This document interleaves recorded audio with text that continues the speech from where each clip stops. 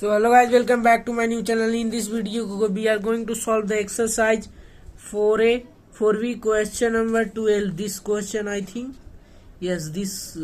question number 11 is this question we are going to solve. This question is written here properly.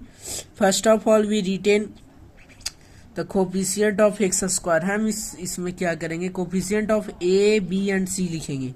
ए का coefficient यानी x का coefficient तो ये हमारा 3, B का -2√2 एंड सी का -2√3 ये है हमारा. नाउ डी का वैल्यू निकालना है तो हमें बी का स्क्वायर -4ac लिखेंगे. तो बी है हमारा -2 का होल स्क्वायर -4 गुने √3 गुने -2√3.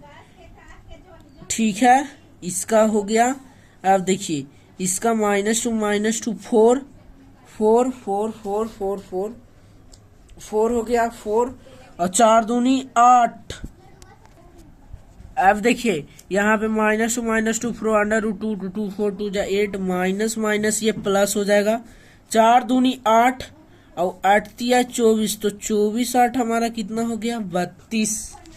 यानी ठीक है, ये हमारा 32 आ गया. Now let alpha and beta भी जीरोज.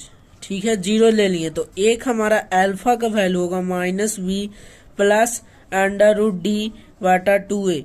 तो -b यानी +2√2 और फिर प्लस √32/2√3.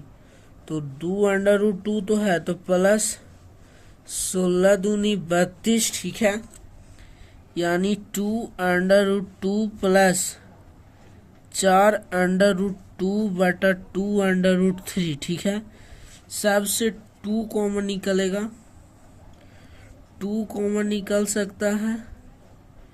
ठीक है, तो √2 प्लस 2√2 बटा 2√3 तो ये से ये कैंसल आउट हो गया. यानी 2√2 तो 3√2/3 तो 3 इसको लिख सकते हैं √3 गुने √3/3 गुने √2 तो 3 से 3 कट गया तो इज इक्वल टू √6. एक का वैल्यू हमारा √6 आया है. ठीक है, 12 11 का वैल्यू देखिए, एक का √6 हमारा आया.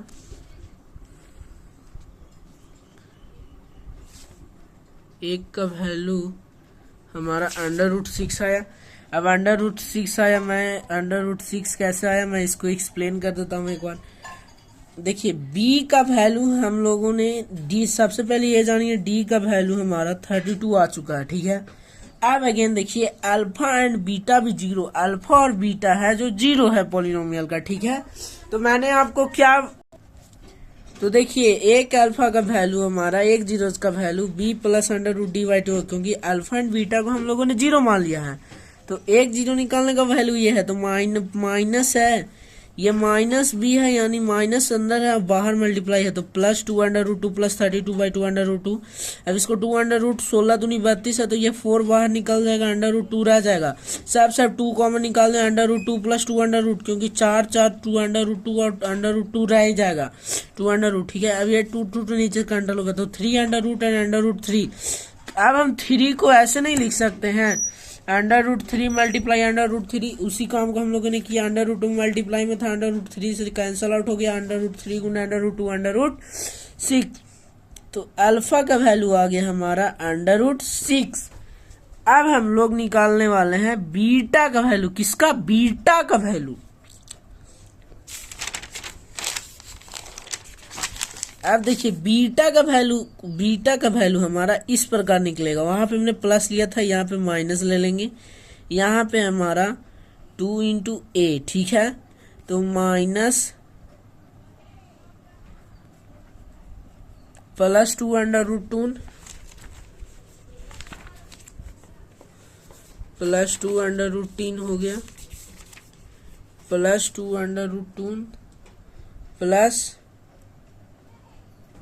+2 √2 है, सॉरी बी का वैल्यू था हमारा प्लस √2 हो गया, ठीक है, माइनस √32 बटा 2√3, ठीक है।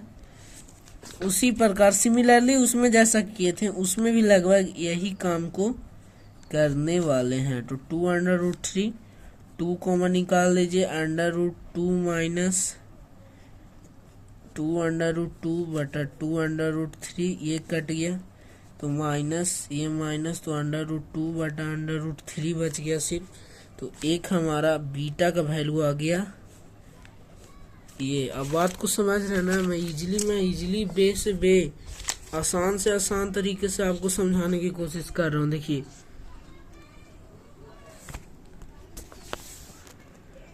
माइनस 2√3। अब देखिए यहाँ पे ये नेगेटिव का वैल्यू बड़ा था इसलिए यहाँ पे नेगेटिव का साइन लगेगा, ठीक है।